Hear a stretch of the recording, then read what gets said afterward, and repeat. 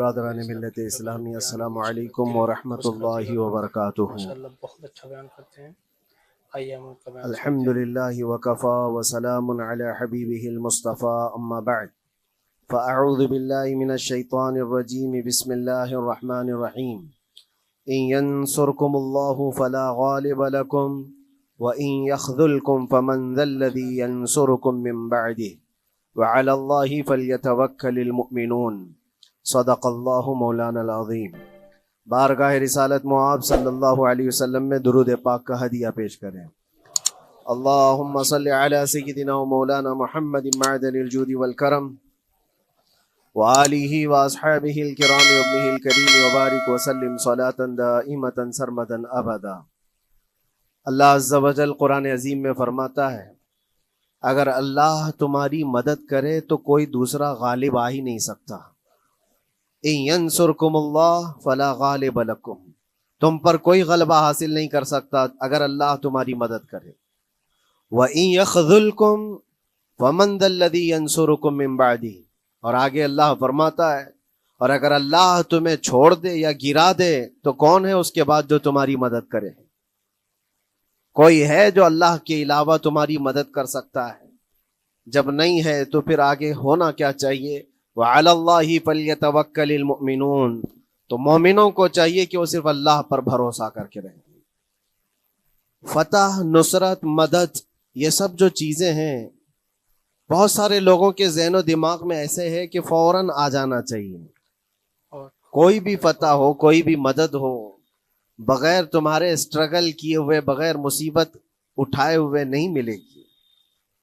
اگر فتح و نصرت یوں ہی آپ کو روزانہ ملنے لگ جائے تو کیا رسول پاک صلی اللہ تعالیٰ علیہ وسلم مدینہ طیبہ میں بیٹھ کر دعا کرتے تو ساری چیزیں فتح یاب نہیں ہو جاتی؟ آپ صلی اللہ تعالیٰ علیہ وسلم کو بدر میں جانے کی ضرورت کیا پیش آتی؟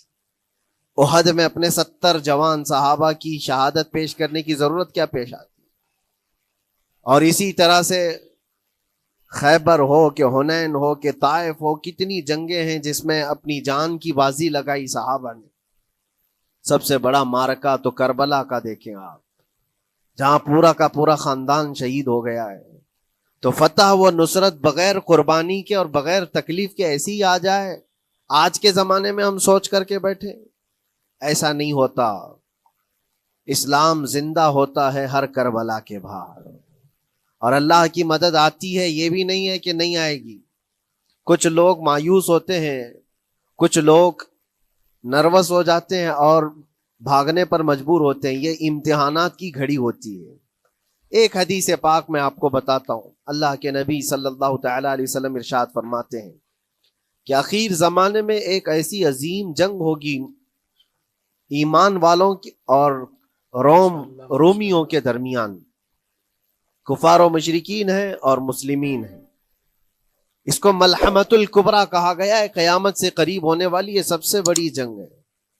اسی سے آپ اندازہ لگائیں، اللہ کے حبیب صلی اللہ علیہ وسلم ارشاد فرماتے ہیں کہ اس میں کفار و مشرکین 80 جھنڈوں کے نیچے آئیں گے، اور ہر جھنڈے کے نیچے 12,000 کی فوج ہوگی، جو تقریباً حساب کرنے پر 9,60,000 کی فوج بن جاتی ہے۔ اگر وہ مومنین سے مقابلہ کرنے کے لیے اتنی بڑی فوج ایک جگہ جمع ہوتی ہے تو پھر اس جنگ کا اندازہ کریں کتنی بڑی۔ اس کو الملحمۃ الکبریٰ کہا گیا ہے اس لیے کہ اس میں گوشت کے چھیتڑے اڑیں گے۔ ملحمہ جو کہا گیا ہے عربی میں کہ گوشت کے ٹکڑے ٹکڑے دیکھے جائیں گے، اس قدر اس میں جانیں جائیں گی۔ اس جنگ کے متعلق جو اللہ کے حبیب صلی اللہ علیہ وسلم نے پیشین گوئی کی ہے، جو پہلے سے خبر دی ہے، وہ کیا ہے؟ فرمایا کہ پہلا دن جب ہوگا مقابلہ کا تو اس میں مسلمانوں کی جماعت میں تعداد کتنی ہوگی یہ تو نہیں بتایا گیا۔ کفار و مشرکین کے تو بتا ہے کہ 80 جھنڈوں کے نیچے آئیں گے، لیکن مسلمان اور مومنین جو لڑ رہے ہیں ان کی تعداد کا کوئی علم نہیں ہے ہمیں، لیکن یہ پتا ہے کہ ان میں سے 1/3، ایک پوری جماعت کا 1/3 حصہ میدان چھوڑ کر بھاگ جائے گا۔ جنگ میں سے وہ میدان چھوڑ کر بھاگ جائیں گے جب اتنی شدت کی چیز ہو رہی ہو، مصیبت آ گئی ہے، تکلیف آ گئی ہے۔ ایک تہائی میدان چھوڑ کر بھاگ جائیں گے. اور ان پر کیا فرمایا؟ حضور پاک صلی اللہ علیہ وسلم فرماتے ہیں وہ دنیا کے روئے زمین کے بدترین لوگ ہوں گے, ان کی توبہ بھی قبول نہیں ہوگی. وہ سب سے بدترین لوگ ہوں گے, پیٹھ دکھا کر جو نکل چکے. دوسرا مرحلہ آئے گا, دوسرا پڑاؤ, ایک بہت سخت سٹرگل کرنے والا میدان ہے, مصیبت اٹھا رہے ہیں, مشقت اٹھا رہے ہیں. دوسرا دن ایسا ہوگا کہ مومنین کی جماعت کا 1/3 ایک تہائی حصہ شہید ہو جائے, قتل ہو جائیں گے. سوچو یہ بہت بڑی بات ہے. یہ دونوں چیزوں پر میں آج آپ سے گفتگو کرنا چاہتا ہوں. ایک تہائی حصہ میدان چھوڑ کر بھاگ جا رہا ہے اور ایک تہائی حصہ قتل ہو گیا, شہید ہو گئے. بچے کتنے ہیں؟ 1/3. لاسٹ میں ایک تہائی حصہ بچا ہے. یعنی ایک میں اگر 3 پارٹ کریں تو 2 پارٹ تو ختم ہو گئے, ایک پارٹ بچا ہے. اور اللہ کے نبی صلی اللہ علیہ وسلم فرماتے ہیں اللہ رب العزت اس آخری تہائی حصے کو فتح مبین عطا فرمائے گا. فتح تو ہے ان کی, فتح ہوگی ان کی, لیکن جو حصہ بچا ہوگا وہ اخیر کا 1/3 حصہ ہوگا. اب اس پر مجھے عرض یہ کرنا ہے, مومنوں کو اگر فتح دیکھنا ہے, اللہ کی نصرت اور مدد دیکھنی ہے, تو یہ 2 چیزیں تو برداشت کرنی پڑیں گی. کون سی؟ پہلی چیز اپنوں کا چھوڑ کر بھاگ جانا, اور دوسرا اپنوں کا اپنے سامنے مر جانا. یہ دونوں چیزیں ہمیں دیکھنا پڑے گا. بہت سارے ایسے ہوں گے جو چھوڑ کر جا چکے ہوں گے, دامن چھڑا رہے ہوں گے, بھاگ چکے ہوں گے, اور کچھ وہ ہوں گے جو لڑتے لڑتے اپنی جان دے چکے ہوں گے. یہ دونوں بھی بہت سخت مسئلے ہیں میرے عزیزوں. انسان کو یہ پگھلا دیتی ہیں چیزیں. اگر آپ کو ایسا لگے کہ میرے اپنے جاننے والے لوگوں میں سے کچھ لوگ مجھے چھوڑ کر بھاگ جا رہے ہیں, تو یہی انسان ٹوٹ جاتا ہے, اس کے دل کی کیفیت بدلنے لگ جاتی ہے, وہ پھر مایوسی کا شکار ہونے لگتا ہے. میری جماعت میں 100 لوگ تھے, 90 تو بھاگ رہے ہیں, 10 کیا کریں گے؟ اس کا اندر سے جو عزم تھا, حوصلہ تھا, وہ ڈاواں ڈول ہونے لگ جاتا ہے. اپنوں کا چھوڑنا یہ بہت بڑی آزمائش ہوتی ہے. وہ کسی بھی میدان میں آپ دیکھ لیں, کسی بھی میدان میں اپنے لوگ اگر چھوڑ دیتے ہیں تو یہ اس کے لیے آزمائش ہے بہت بڑی. اور دوسری آزمائش تو یہ ہے, بچے آدھے تھے, اس میں سے تو آدھے انتقال کر گئے. کبھی میرا عزیز دوست, کبھی میرا عزیز مشورہ دینے والا مشیر, کبھی بہت زیادہ مجھے سپورٹ کرنے والا, ایسے لوگ جب انتقال کرنے لگ جائیں تب پھر آدمی پھر ٹوٹ جاتا ہے. کچھ تو بھاگ گئے اور کچھ تو قتل ہو گئے. میں کیا کروں گا میرے عزیزوں؟ جو اخیر میں بچنے والے لوگ جو ہوتے ہیں نا, وہ معمولی نہیں ہیں. وہ اللہ کی ذات پر سب سے زیادہ توکل کرنے والے لوگ ہیں. ان کو کوئی چیز ہٹا نہیں سکتی. اپنوں کی بے وفائی بھی ان کے قدموں میں لرزہ نہیں لاتی, اور اپنوں کا انتقال ہو جانا بھی ان کے حوصلوں کو نہیں توڑتا. تبھی جا کر کے اللہ تعالیٰ انہیں فتح مبین عطا فرماتا ہے. اور یہ چیز ملحمت الکبریٰ میں دیکھی جانے والی تھی, دیکھی جانے والی تھی, جو قیامت کے قریب ہونے والی جنگ ہے. لیکن میرے عزیزوں, آج ہم نے اپنی آنکھوں سے یہ مشاہدہ کیا ہے غزہ کی سرزمین پر, فلسطین میں 15 مہینے کے بعد آج صہیونی حکومتیں اور یہودی غاصب حکومتیں صلح کرنے پر اور ایگریمنٹ کرنے پر مجبور ہو گئی. دنیا ان کے منہ پر تھوک رہی ہے, تم 50,000 سے زیادہ لوگوں کو قتل کر کے صرف 200 لوگوں کو چھڑانے کے لیے آج بھی فتح کا جشن منا نہیں پا رہے ہو, بلکہ پھر جھک کر کے ان کے ساتھ معاہدہ ایگریمنٹ کرنے پر مجبور ہو. یہ فتح ان بچوں کی نہیں ہے تو اور کیا ہے, ان مظلوموں کی نہیں ہے تو اور کیا ہے, جن کے پاس کھانے کو روٹی نہیں ہے اور پہننے کو کپڑے تک نہیں رہ گئے, ان کے علاج معالجے کے لیے دوائیاں نہیں رہ گئی, لیکن عزم اور حوصلہ ایسا ہے کہ اللہ ابھی ہمارے ساتھ. میرے عزیزوں, ان کے توکل اور ان کے عزم کے متعلق یہ صرف اور صرف اخبار کی باتیں نہیں ہیں, سوشل میڈیا کی باتیں نہیں ہیں.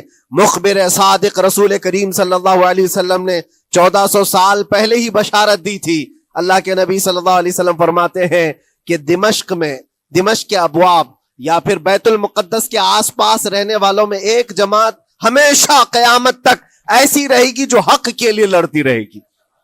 حضور پاک صلی اللہ علیہ وسلم فرماتے ہیں حق کے لیے وہ لڑتی رہے گی، قیامت تک ایک جماعت ہوگی. اور ان کی فضیلت میں میرے آقا فرماتے ہیں کہ ان لا یضرهم خذلان من خذلهم، ان کو دھوکہ دینے والوں کا دھوکہ ان پر کچھ اثر نہیں کرے گا، یا پھر ان کو چھوڑ دینے والے یا ان کی بات نہیں کرنے والے، یہ سب چیزیں ان کو کچھ بھی ضرر نہیں پہنچائیں گی.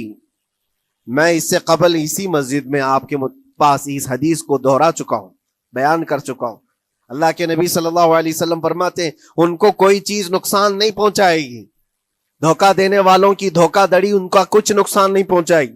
آپ ہو سکتا ہے سوال کریں، عمارتیں ٹوٹ کر راکھ میں بدل گئی، ہزاروں بچے قبروں میں سو گئے، کتنی عورتیں بیوہ ہو گئیں، کتنوں کے گھر اجاڑے گئے، کتنوں کے ہاتھ پیر توڑے گئے ہیں، بمباری میں وہاں پر کون صحیح سلامت رہا، 2 لاکھ کے قریب لوگ متاثر ہوئے، اور مولانا آپ کہتے ہیں حضور نے فرمایا حدیث میں ان کو کچھ نقصان نہیں ہوگا. یہ نقصان نہیں ہے تو اور کیا ہے؟ ہو سکتا ہے آپ کے ذہن میں یہ سوال گردش کر رہا ہو، آپ بار بار یہ سوچ رہے ہوں گے اللہ کے نبی نے فرمایا ان کو کوئی چیز نقصان نہیں دے گی، دھوکہ دینے والوں کی دھوکہ دڑی سے ان کا کچھ بگڑے گا نہیں. اتنا تو بگڑ چکا، پورا راکھ میں بدل گئے، علاج کرانے کے لیے دوائی تک نہیں ہے، تو پھر کیا؟ اللہ کے نبی نے کیا فرمایا کہ ان کو نقصان نہیں پہنچے گا، ان کو ضرر نہیں ہوگا. پھر یہ ساری تکلیفیں اور یہ ضرر کیا ہے؟ میں بتاتا ہوں میرے عزیزوں، جسم کا نقصان، جان کا نقصان، مال کا نقصان، جائیداد کا نقصان، یہ اللہ کے نبی نے نہیں فرمایا. یہ نقصانات مومن کے لیے کوئی معنی نہیں رکھتے. اگر ایمان سلامت ہے تو پوری کائنات سلامت ہے، اور یہ اللہ تبارک و تعالیٰ نے آج تک ان کے ساتھ رکھا ہے. ان کا ایمان محفوظ ہے، ایمان موجود ہے، جس کی وجہ سے یہ سارے نقصانات کچھ معنی نہیں رکھتے. اس لیے کہ یہ تکلیفیں، یہ جو ساری مصیبتیں آئی ہیں، اس پر تو اللہ تعالیٰ نے اجر عظیم کا وعدہ فرمایا ہے، اجر عظیم کا وعدہ فرمایا ہے. ہاں اگر ایمان ہی چلا جاتا تو پھر کون سی جنت ملتی، کون سی خوشبو جنت پاتے؟ کچھ نہیں ہوتا. ایمان سلامت ہے، جس کی وجہ سے انہیں دنیا میں بھی اللہ سرخروئی عطا فرمائے گا. ایک بھی جگہ سے کہیں ان نہتے مسلمانوں کو جو غریب مظلوم ہیں اور ٹوٹے پھوٹے ہاتھوں اور ٹکڑے پہنے ہوئے بچے ہیں، ان کو کوئی یہ نہیں کہتا کہ یہ ظالموں کے لوگ ہیں، بلکہ ہر کوئی یہ کہتا ہے ایک ظالم کے خلاف جس کے پاس دنیا کے سارے آئٹم پاور ہیں، لیکن یہ نہتے بچے کھڑے ہیں، دعائیں بھی ان کے ساتھ ہیں اور رحمت الہی بھی ان کے ساتھ ہے. سلام ہے ان غزہ کے مظلومین کو. اور وہاں تو بچے، مرد تو مرد، عورتیں